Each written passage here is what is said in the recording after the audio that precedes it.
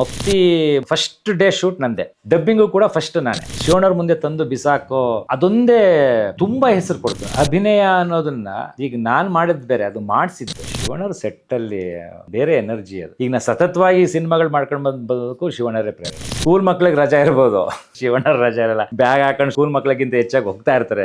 ಕಾಂತಾರ ಬಂದ್ಮೇಲೆ ಹೆಚ್ಚು ರೀಚ್ ಆಗಿದೆ. ಸಿನಿಮಾವನ್ನೇ ನೋಡಿದಿರೋರು ಮತ್ತೆ ಸಿನಿಮಾ ನೋಡಿ ನೀವು ಚೆನ್ನಾಗ್ ಮಾಡಿದ್ಯಾ, ಎಷ್ಟು ಸಿನಿಮಾ ಮಾಡಿದ್ಯಾ ಇದುವರೆಗೂ, ಏನ್ ಸಿನಿಮಾದಲ್ಲಿ ಇದೆಯಂತೆ ಅನ್ನೋ ಮಟ್ಟಿಗಿನ ಜನ ಕಾಂತಾರ ನೋಡಿದ್ದಾರೆ. ನಾನು ಫೋನ್ ಮಾಡಿದ ಬಹುಪಾಲು ಜನ ಪ್ರತಿಯೊಂದು ರಿಯಾಕ್ಷನ್ ಹೇಳ್ತಾ ಇದ್ದಾರೆ. ಬೆರ್ಮೆ ರಿಯಾಕ್ಷನ್ಗಳು, ಬೆರ್ಮೆ ಮೂವ್ಮೆಂಟ್ಸ್, ಆಂಗಿಕ ಚಲನೆಯಿಂದ ಏನ್ ಸರ್ ಅದು, ಲಾಸ್ಟ್ ಅಲ್ಲಿ ಹಿಂಗ್ ಬಾಡಿಯಿಂದ ರಕ್ತ ತಗೊಂಡು ಹಿಂಗ್ ಮುಖಕ್ಕೆಲ್ಲ ಬಳ್ಕೊಂಡು ಇದ್ ಮಾಡೋದು. ಶಿವಣ್ಣನೊಟ್ಟಿಗೆ ಒಂದಷ್ಟು ಸಿನಿಮಾಗಳಾಯ್ತು ಇಲ್ಲಿ, ಅಂದ್ರೆ ನಿಮಗೆ ಅಂದ್ರೆ ಎಲಿವೇಟ್ ಆಗಿದ್ದು ಕೂಡ ಆ cinema. Mufti Narthan is a wonderful director. ಭಾಳ ಚೆನ್ನಾಗಿ ಇದು ಮಾಡಿದ್ರೆ ಅದು ಭಾಳ ರೋಚವಾದ ಕತೆ. ಮಫ್ತಿ ಮೊದಲನೇ ದಿನ ಶೂಟ್ ಆಗಿದ್ದು, ಫಸ್ಟ್ ಡೇ ಶೂಟ್ ನಂದೆ, ನನ್ನ ಮೇಲೇ ಫಸ್ಟ್ ಶೂಟ್ ಆಗಿದ್ದು. ಡಬ್ಬಿಂಗು ಕೂಡ ಫಸ್ಟ್ ನಾನೇ.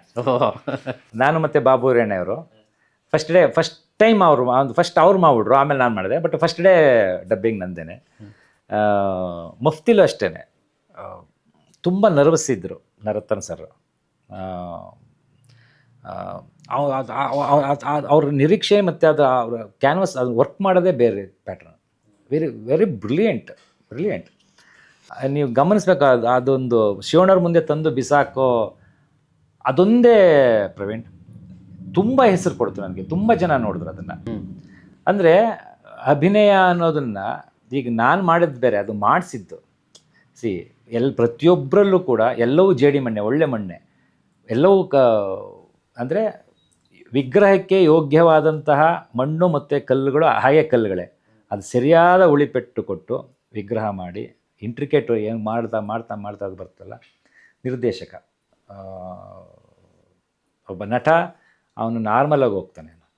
ಯಾವುದೇ ಒಂದು ಇದಕ್ಕೆ ಹೋದಾಗ ಅವನು ಕಾಸ್ಟ್ಯೂಮು, ಮೇಕಪ್ಪು, ಅಟ್ಮಾಸ್ಫಿಯರು ಎಲ್ಲದರೊಟ್ಟಿಗೆ ಸೇರಿ ನಿರ್ದೇಶಕ ಕೆಲಸ ತೆಗಿತಾ ಹೋಗ್ತಾನೆ. ಮಫ್ತಿ ನನಗೆ ತುಂಬ ಹೆಸರು ಕೊಡ್ತು. ಅದರಲ್ಲೂ ಶಿವಣ್ಣವ್ರ ಜೊತೆ ಮಾಡಿದ್ದು ಇತ್ತಲ್ಲ, ಶಿವಣ್ಣವ್ರ ಸೆಟ್ಟಲ್ಲಿ ಒಂದು ರೀತಿ ಅದೊಂದು ಬೇರೆ ಎನರ್ಜಿ ಅದು, ಬೇರೆ ಎನರ್ಜಿ. ಈಗ ನಾ ಸತತವಾಗಿ ಸಿನಿಮಾಗಳು ಮಾಡ್ಕೊಂಡು ಬಂದೋದಕ್ಕೂ ಶಿವಣ್ಣರೇ ಪ್ರೇರಣೆ. ಯಾಕಂದ್ರೆ ಸಾಮಾನ್ಯವಾಗಿ ಎಲ್ಲ ಹೇಳ್ತಾ ಇರ್ತಾರೆ, ಸ್ಕೂಲ್ ಮಕ್ಳಿಗೆ ರಜಾ ಇರ್ಬೋದು, ಶಿವಣ್ಣರ ರಜಾ ಇರಲ್ಲ. ಬ್ಯಾಗ್ ಹಾಕೊಂಡು ಸ್ಕೂಲ್ ಮಕ್ಳಿಗಿಂತ ಹೆಚ್ಚಾಗಿ ಹೋಗ್ತಾ ಇರ್ತಾರೆ ಅಂತ. ಇವತ್ತಿಗೂ ಎಲ್ಲರೂ ಇದು ಕೇಳಿರೋದು ನನಗೆ. ಅಂದರೆ ಅವೆಲ್ಲ ನಮ್ಗೆ ಇನ್ಸ್ಪೈರ್ ಆಗ್ತಾ ಇರ್ತಾರೆ. ಯಾವುದೋ ಕನ್ನಡಿ ಸಿಕ್ಕಿದ್ರೆ ಒಂದ್ಸರಿ ಹಿಂಗೆ ನೋಡ್ತಾರಂತೆ. ಅಂದರೆ ಆ ಒಂದು ಕ್ರೇಜ್ ಇದೆಯಲ್ಲ. ಆಮೇಲೆ ಎಲ್ಲೂ ಸತತವಾಗಿ ಎಷ್ಟು ವರ್ಷಗಳಿಂದ ಸಿನಿಮಾಗಳು ಮಾಡ್ಕೊಂಡು ಬರ್ತಾಯಿದ್ರು. ನಿಮ್ಮ ಫ್ರೇಮಲ್ಲಿ ಸಾಕು ಹೋಗೋ ಬಿಡೋ ಮರೆ ಇಲ್ಲೇ ಇಲ್ಲ.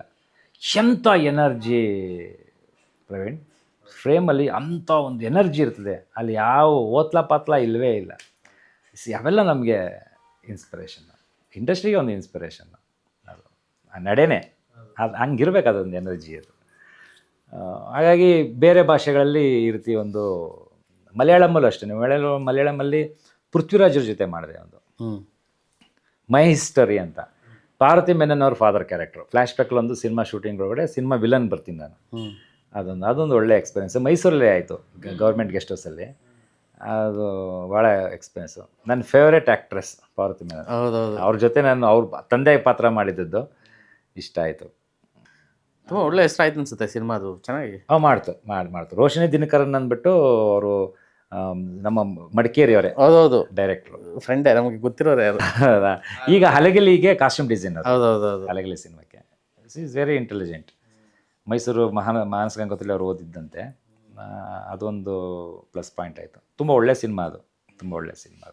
ಅಂದರೆ ಹೊರಗಡೆ ಹೋದಾಗ ಮಾತಾಡ್ತಿದ್ದಾರೆ. ಈಗ ನಾನು ಏನಕ್ಕೆ ಇದು ಮಾಡಿದೆ, ನಿಮ್ಗಳ ಬಗ್ಗೆ ಮಾತಾಡೋ ಖುಷಿ ಆಗುತ್ತೆ ಕೇಳೋದಕ್ಕೆ. ಅಂದರೆ ಬೇರೆ ಸಿನಿಮಾ ರಂಗದಲ್ಲಿ ನಿಮ್ಮಲ್ಲಿ ಅವರೊಬ್ರು ಇದಾರಲ್ಲ, ಅವ್ರು ನಂಗೆ ಭಾಳ ಇಷ್ಟ ಆಗ್ತಾರೆ, ಅವ್ರದ್ದು ಈ ಸಿನಿಮಾ ನೋಡಿದ್ದೀವಿ. ಅಂದರೆ ನಮ್ಮ ಸಿನಿಮಾಗಳೆಲ್ಲವೂ ಇವಾಗ ನೋಡೋಕ್ಕೆ ಶುರು ಮಾಡಿರೋದ್ರಿಂದ ಅಲ್ಲಿ ಪ್ರಿಸೈಸ್ ಮಾಡಿ ಹೇಳ್ತಾರೆ, ನಮ್ಮಲ್ಲಿ ಇರಬೇಕಿತ್ತಂಥವ್ರು, ನಮಗೆ ಬೇಕಂತವ್ರು ಅನ್ನೋ ಥರ. ಅಂದರೆ ರೀಸೆಂಟ್ಲಿ ನಾನು ಒಂದಷ್ಟು ಬೇರೆ ಬೇರೆ ರಾಜ್ಯಗಳಿಗೆ ಹೋದಾಗ ಸಿನಿಮಾ ವಿಚಾರಕ್ಕೆ ಇದು ಮಾಡಿದಾಗ ಅಲ್ಲಿನವರು ಅವ್ರ ಇಂಡಸ್ಟ್ರಿ ಬಗ್ಗೆ ನಾವು ಮಾತಾಡೋದು, ನಮ್ಮ ಇಂಡಸ್ಟ್ರಿ ಬಗ್ಗೆ ಅವ್ರು ಮಾತಾಡ್ತಾರೆ. ಎಸ್ಪೆಷಲಿ ಕೇರಳದಲ್ಲಿ, ಆಂಧ್ರದಲ್ಲಿ ಎಲ್ಲ ಹೋದಾಗ.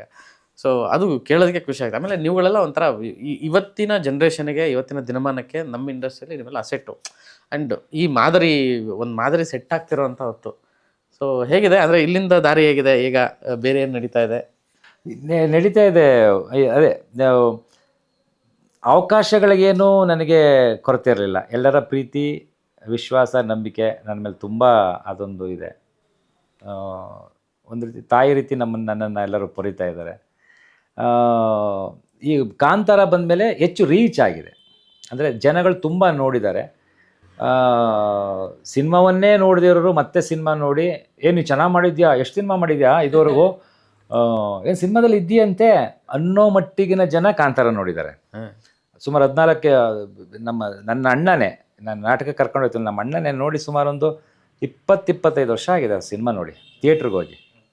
ಅವರೇ ಮೊನ್ನೆ ಸಿನಿಮಾಕ್ಕೆ ಹೋಗಿ ನೋಡಿ ಬಂದು, ಪರವಾಗಿಲ್ಲ ಕಣೋ, ನೀನು ಹೆಚ್ಚು ಚೆನ್ನಾಗಿ ಬಳಸ್ಕೊಬೋದಿತ್ತು ಅವರು ಅಂತ ನಮ್ಮ ಮಾತು ಬಂತು.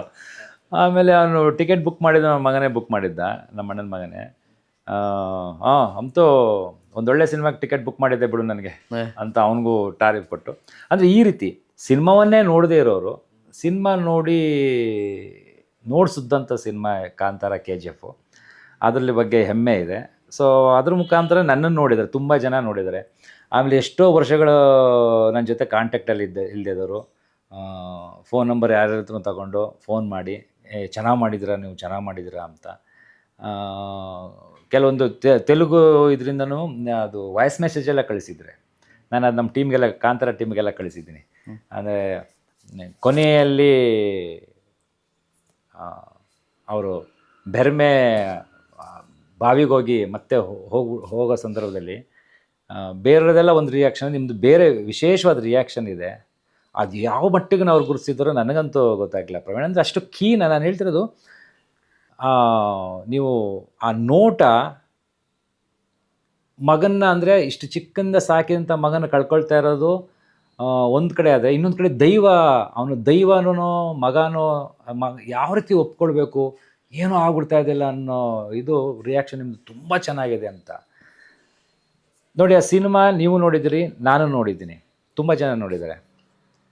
ಸಿನಿಮಾ ಪಟ ಪಟ ಪಟ ಪಟ ಅಂತ ಹೋಗುತ್ತೆ, ನಿಮಗೆಲ್ಲೂ ನಿಲ್ಲಲ್ಲ. ಸಿನಿಮಾನೇ ಒಂದು ಟ್ರೈಲರ್ ಇದ್ದಂಗಿದೆ, ಪ್ರತಿ ಸೀನ್ಗಳು ಟ್ರೈಲರು. ಅಷ್ಟು ಕಥೆ ಇದೆ ಅಲ್ಲಿ, ಅಷ್ಟು ಹೇಳ್ಕೊಂಡು ಹೋಗಿದ್ದಾರೆ, ಅಷ್ಟು ಅದ್ಭುತ ಮಾಡ್ಕೊಂಡು ಹೋಗಿದ್ದಾರೆ.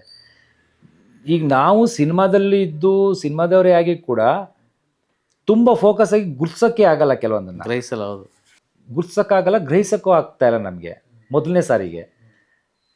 ಆದರೆ ನಾನು ಫೋನ್ ಮಾಡಿದ ಬಹುಪಾಲು ಜನ ಪ್ರತಿಯೊಂದು ರಿಯಾಕ್ಷನ್ ಹೇಳ್ತಾ ಇದ್ದಾರೆ ಪ್ರವೀಣ್. ಬೆರ್ಮೆ ರಿಯಾಕ್ಷನ್ಗಳು, ಬೆರ್ಮೆ ಮೂಮೆಂಟ್ಸು, ಅವ್ನು ಆಂಗಿಕ ಚಲನೆಯಿಂದ ಏನು ಸರ್ ಅದು ಲಾಸ್ಟಲ್ಲಿ ಹಿಂಗೆ ಬಾಡಿಯಿಂದ ರಕ್ತ ತೊಗೊಂಡು ಹಿಂಗೆ ಮುಖಕ್ಕೆಲ್ಲ ಬಳ್ಕೊಂಡು ಇದು ಮಾಡೋದು, ಆ ರೀತಿದ್ದು ಸಣ್ಣ ಸಣ್ಣ ಸೂಕ್ಷ್ಮಗಳು. ನಾನು ಸಿನಿಮಾ ನೋಡ್ಬೇಕಾದ್ರೆ ಪಕ್ಕದಲ್ಲಿ ಒಬ್ಬರು ಕೂತಿದ್ರು ಸರ್. ಅಂದರೆ ನಾರ್ಮಲ್ ಅವ್ರ ಮನೆ ಫ್ಯಾಮಿಲಿ ಸಮೇತ ಬಂದಿರೋರು. ಅವರು ಮಿಡ್ಲ್ ಏಜು ಮೇಡಮ್ ಅವರು ಹಿಂಗೆ ಇದ್ದಾರೆ ಸರ್, ಸಿನಿಮಾ ನೋಡ್ತಾರೆ ಹಿಂಗೆ.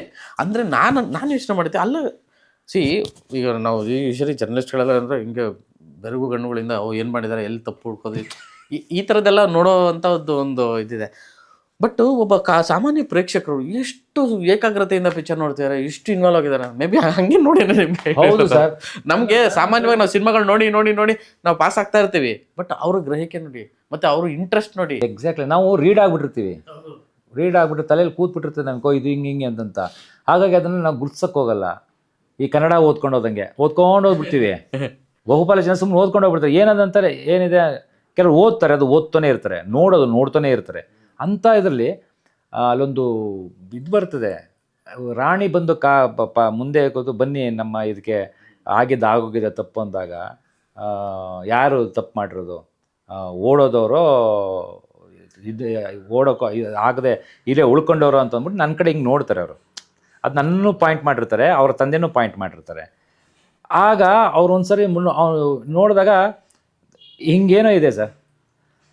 ಅದೊಂದು ವಿಚಾರಕ್ಕೆ ನಮ್ಮ ರಂಗಭೂಮಿಯೊಬ್ಬರು ಗೆಳತಿ, ನಮ್ಮ ನಟಿ, ನಮ್ಮ ಇದು ಗಿರಿಜಾ ಅಂತ ಅಂದ್ಬಿಟ್ಟು ಸರ್, ಮೈಸೂರಲ್ಲಿ ಭಾಳ ಒಳ್ಳೆ ನಟಿ.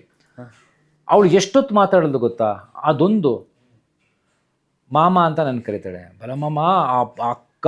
ಅಂದರೆ ನೀವು ಅಷ್ಟು ನೋಟದಲ್ಲೇ ಎಷ್ಟು ತಂದಿಟ್ಟಿದ್ರಿ ಅಲ್ಲಿ ಶೂಟ್ ಮಾಡೋದಕ್ಕೂ ಅದೇ ಉದ್ದೇಶ ಇತ್ತು. ಶೂಟ್ ಮಾಡಲು ಅದೇ ಉದ್ದೇಶ ಇತ್ತು. ಎಷ್ಟು ಅಷ್ಟು ವಿಚಾರ, ಅಷ್ಟು ಕ್ಷಣದಲ್ಲಿ ಅಷ್ಟನ್ನ ನೀವು ಹೇಳಿದ್ರಲ್ಲ, ಅದು ಅದ್ಭುತ. ಅದು ಎಲ್ಲ ಏನು ನಟರುಗಳು ಕಲಿಬೇಕಾಗಿರೋದಂದರೆ, ಶಿಕ್ಷಣಾರ್ಥಿಗಳು, ಅಭ್ಯರ್ಥಿಗಳು ನಟನೆ ಕಲಿಬೇಕು ಅನ್ನೋರು ಅದನ್ನು ಅಬ್ಸರ್ವ್ ಮಾಡಬೇಕಾಗಿರೋದು ಅಂತ ತುಂಬ ಆ ರೀತಿ ಮೂಮೆಂಟ್ಸ್ಗಳು. ನಾನು ಅಲ್ಲೆಲ್ಲ ಹೆಂಗಿದು ಹೆಂಗೆ ರೀಚ್ ಆಗಿಬಿಡುತ್ತೆ, ಹೆಂಗೆ ನೋಡ್ಬಿಡ್ತಾರೆ ಇವರು, ಎಲ್ಲಿ ಗ್ರಹಿಸ್ತಾರೆ ಇವರು. ಅದಕ್ಕೆ ನೋಡಿ, ನಾವು ಮಾಡುವಾಗ ಎಷ್ಟು ಸೂಕ್ಷ್ಮವಾಗಿಟ್ಟು ಮಾಡಿದಾಗ ಅದು ನೀಟಾಗಿ ತಲುಪಿದ್ರೆ ಅದು ಅವ್ರವ್ರದ್ದೇ ಪರಿಕಲ್ಪನೆಗೆ ತಗೊಂಡು ಹೋಗ್ಬಿಡ್ತಾರೆ.